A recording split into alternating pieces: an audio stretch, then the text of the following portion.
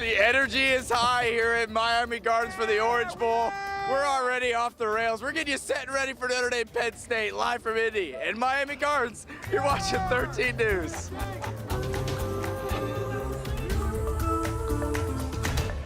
Oh, Dom is having some fun down there in Florida. That would be an understatement. He's winging it, you could say.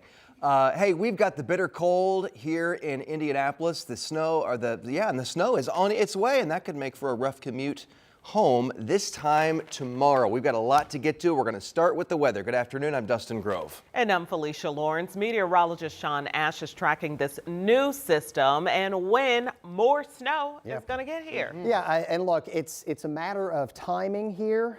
Your morning commute, I think, is going to be in pretty good shape. But tomorrow at this time, we're going to have a radar full of snow. Oof. Coming at a bad time here. So that's why we have a weather impact alert day for tomorrow. Let's get right to it. Again, this is primarily going to be for midday afternoon. Nothing doing right now. In fact, we're enjoying some sunshine here, and temperatures I don't think too bad. Certainly could be much warmer, but we're in the 20s now after that really bone chiller that we had this morning. 19 in Connorsville, plenty of sun here around central Indiana, and a quiet evening if you're getting out, walking the dog, anything like that here. Wind chills are in the mid-teens, but nothing nearly as harsh as that we had this morning. So for the bus stop for schools that aren't canceling tomorrow, it won't be as cold, and the snow will be increasing late. We might have some flurries around 8 or 9, but the bulk of the action is going to be a little bit closer to the 11 o'clock noontime window, at least when the snow rates ramp up. Now, I will tell you, the worst of this system will be closer and south of the Ohio River. That does not mean we are going to miss out on impacts. This is Future Track 13 tomorrow morning at 6 a.m. Just kind of waiting on things to happen here. And the clouds may look like it wants to snow. It's just going to take some time to saturate the air enough for that to happen. Once we head toward noon, the snow switch gets flipped. And at times we're going to be into about a quarter to a half inch per hour snow rates, coming at a less than optimal time right before that afternoon rush hour, which is going to be snowy and slick. And that's why, again, we've got the weather impact alert day for tomorrow. We'll dive into the snow amounts, and we've got even colder air, unfortunately, to time out for you coming up in a pretty busy 7-day forecast. All right, Sean, thank you. Yeah. And we are getting an up-close look today at just how dangerous the ice can be. Especially on lakes, rivers, ponds, any kind of body of water. Looks can be deceiving.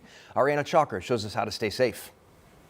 While it may look peaceful around this pond, there's a looming danger if someone gets too close. Our ponds that exist throughout our neighborhoods don't freeze real well. And one step could turn into an emergency in seconds. Ice is definitely weaker in the center, so it's a lot, you could walk out there and just fall right through, and that's when we'll have to come out and get you. Every winter, emergency crews in central Indiana respond to a handful of ice rescues. That's why departments like Bargersville Fire prepare months in advance. So we're always ready to respond and get out the door as quick as we can, because we know time is a factor when somebody's fallen into these cold waters. When the call comes in, it's all hands on deck. As one firefighter grabs the person out of the water, the rest of the team pulls them both off of the ice. Once the person is safe, crews work quickly to get them warm. Hypothermia is starting to set in, and we know that the conditions for that individual internally are going down the hill really quick. Let's say you're walking by a pond just like this one. I could see directly through the ice, and from up here it looks thick enough for me to stand on it. But the Bargersville Fire Department says you can never judge the thickness of ice just by looking at it, so their best advice is to just stay a safe distance away from it so you have a low risk of falling through. If you accidentally go through, hold on to the edge, kick your feet, try to get yourself out and displace your weight across the ice. And if you see someone fall, throw them something that can float and call 911. But emergency crews say it's best to wait a couple of months for the ice to melt before hanging around ponds. In Bargersville, Anna Chalker, 13 News. Such an important reminder there. Bargersville firefighters tell us they also respond to a lot of pets falling through the ice around this time of year too. So they say if that happens, do not chase after your pet. You should rush to call 911. And a reminder, you can track these colder temperatures and tomorrow's snow by downloading our WTHR weather app. It gives you the interactive radar, hour-by-hour forecast, and you can pinpoint all of that down to the neighborhood where you live. You can also check out the weather blog. It's a free download in your phone's app store. Well, we now know the identities of a man and woman found shot to death inside a house on Indy's east side. Police were conducting a welfare check near 21st and Emerson yesterday when they found the bodies of 60-year-old Lyle Quinnett and 57-year-old Deborah Russell. Both were pronounced dead at the scene. Russell's death was ruled a homicide. Quinnett's manner of death is still pending. Now to the battle over power lines and property values. This afternoon, some people who live in Noblesville are calling for transparency from Duke Energy. They say a major upcoming project will hurt their home's value by wiping out large parts of their yards. Samantha Johnson is looking into what's going on here.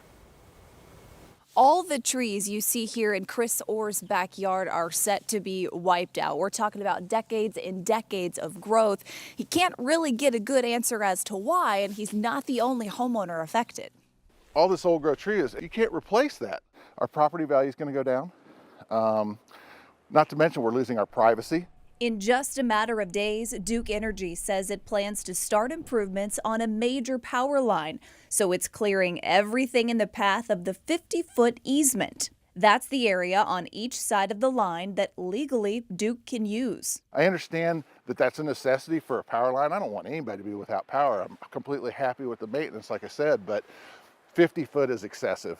Duke Energy tells us the easement is for safety, writing in a statement, quote, "While some trees may seem distant from the line, trees grow. And if a major, lengthy power line like this comes down in a storm, it can make contact with a tree and energize it, endangering the public as well as utility workers." But this is about more than trees. Fencing, sheds, even homes are now at risk. So tonight at 6, what homeowners are asking from Duke and what the company is offering up. In Noblesville, Samantha Johnson, 13 News.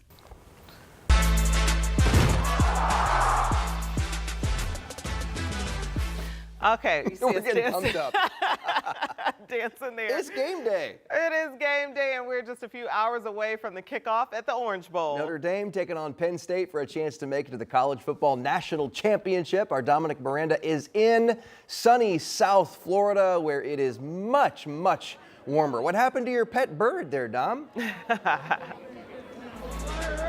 It is all sorts of fun here, and the parrot will make a return, I assure you. It is an absolutely gorgeous day here in Miami Gardens, Florida. Hard Rock Stadium, the site of the Orange Bowl, a trip to the national title on the line. Notre Dame and Penn State squaring off for the right to play for a national championship. It has been so much fun throughout the last few days here in Miami. I mean, so many Notre Dame and Penn State fans, as you can see. Right now, we're outside the stadium, and it's Orange Bowl Fan Fest. This is where people are congregating ahead of the game. Again, game time is 7:30 this evening. It will be all sorts of fun. Notre Dame hasn't been to a national championship since 2012. They haven't won a national championship since 1988. You see a Nittany Lion fan right there. There's been a ton of them, a ton of Notre Dame fans. Penn State hasn't won a national title since 1986. So a lot at stake here, a lot on the line, and we're going to be bringing it to you live at 5 and 6 right here from Hard Rock Stadium. All right, I tried to get Big Bird back on the screen. I'm sorry to disappoint. Maybe we'll have him coming up for you at 5 and 6. He's busy taking pictures right now, but his name is Big Bird. He's a parrot, and I was very nervous there at the tees, but we kept it together and we'll be all right. But we're going to preview this Orange Bowl matchup, Notre Dame and Penn State for you, 5 and 6 live. It's all fun. He wants Penn State to win. We'll see who wins. We're here now. Okay, we'll see what happens. I don't know. You got to be safe around those parrots, too. go. Thanks, Dom. Oh, look.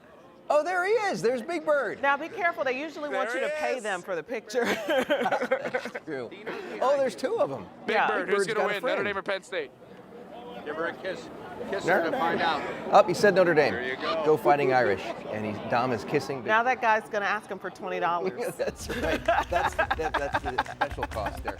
Hey, let's talk about the Pacers. They are on a roll. They've won their last 4 games, 2 of those on the road. And this week, we're really excited about this. It's your first chance to watch the team right here on WTHR. We've teamed up with the Blue and Gold to bring you 5 games this season right here on Channel 13. That means you can watch the Pacers play free over the air. And the first game is tomorrow night. Pacers taking on the Golden State Warriors. Tip off at 7 o'clock. You can find the full list of games and times. You can see them on Channel 13 at WTHR.com/Pacers on WTHR.